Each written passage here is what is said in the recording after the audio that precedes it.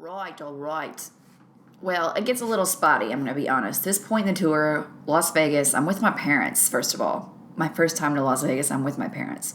So it's beautiful, it's cool, I actually really loved it. I love anything that involves like this kind of fantasy world, illusions and grandeur and over-the-top glitziness. I love that kind of stuff, so I loved it.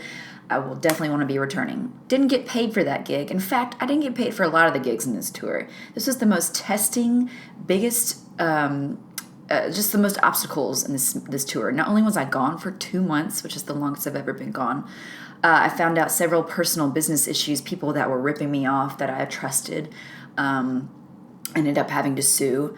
And I was also going through just some personal relationship issues. There was a lot of dysfunction going on in my personal life, but I pushed through it, and it helped also to be like in the most beautiful parts of the world on this tour. I went through Montana, Oregon, and California. So anyway, I'm just going to kind of take you through it real fast. What happened? I went all the way to San Francisco after Las Vegas by myself. My truck was broken into almost to the gig for sound check, and realized that they stole a lot more than I thought from my truck. That's replaceable. Everything's replaceable. It's just stressful. And on top of this, the city sucks for parking. So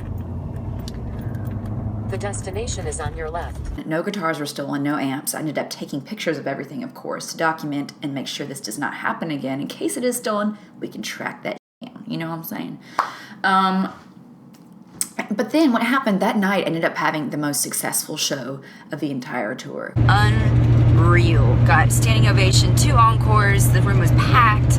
I mean, it was just an unbelievable night. It made up for every single chaos. I mean, all the chaos, all of the complications surrounding it. It's just too stressful. I don't like spending more than a couple days in a big city. I'm driving an F-350, y'all. Do you even know the kind of looks I get driving through that city in this truck?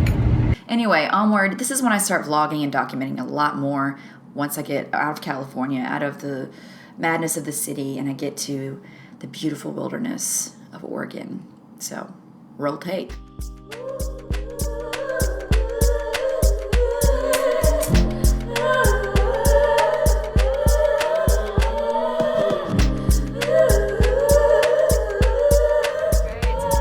a gorgeous day up here in Klamath Falls, Oregon, and I'm gonna go to the Crater Lake National Park. Everybody's been telling me it's incredible, and I just saw it on the map. It's right on the way. Well, kind of like a little bit out of the way, maybe by 30 miles, but it's worth it. I really want to just hike and get into nature now that I've been in the city for so long. Oh my God.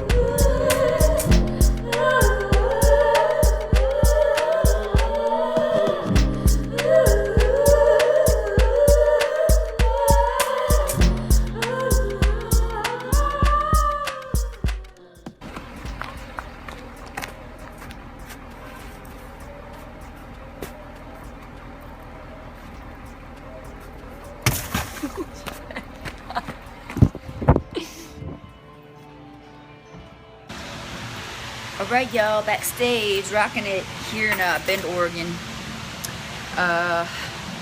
Find me a place to sit. So there's one dude that said he drove 6 hours to see me play.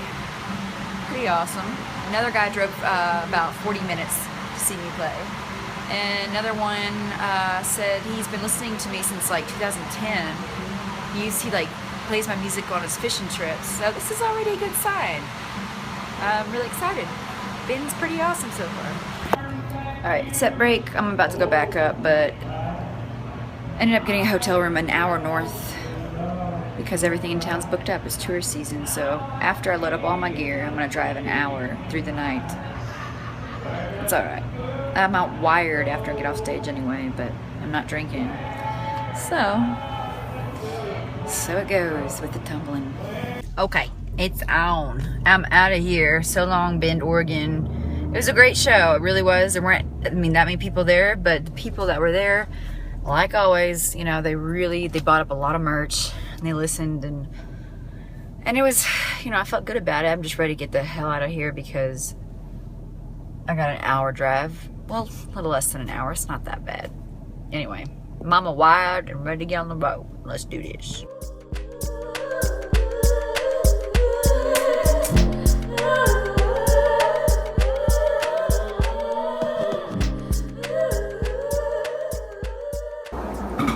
sitting here going through all of the numbers of how much I should have been making, how much my agent's making, with a fine-tooth comb, really.